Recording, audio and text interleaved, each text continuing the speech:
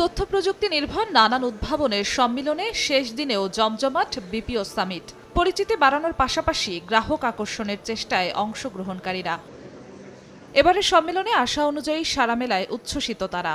Cyber security, network operation centre, এই জিনিসগুলিতে যে AI এর যে সংমিশ্রণটা, সেটাই নিয়ে আমরা এই সামিটে উপস্থিত হয়েছি। আমরা আশাবাদী যে সরকার থেকে আমাদের হেল্প করবে। গ্লোবালে অনেকে বুঝতেছেন যে অ্যাজ এ কান্ট্রি আমরা এই টেকনোলজি অনেক আগে আছি। সম্মেলনের শেষ দিনে এক আলোচনায় অংশগ্রহণ নেওয়া অংশীজনরা প্রযুক্তি নির্ভর ব্যবসা বাড়ানোর পরামর্শ দেন।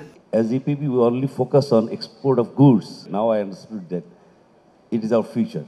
Much more important for us to choose partner very carefully, diligently. ব্যবসায়িক যে কোনো নীতি গ্রহণে বেসরকারি খাতকে গুরুত্ব দেওয়ার আহ্বান জানান বিএনপির স্থায়ী কমিটির সদস্য Amir Khasru Mahmud Chowdhury.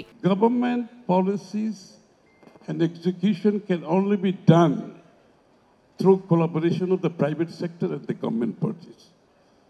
So I will request the trade bodies in the IT-related businesses to take some responsibility. BPO খাতের বিকাশের লক্ষ্যে দেশি বিদেশি প্রতিনিধিদের অংশগ্রহণে আয়োজন করা হয় 9টি সেশন।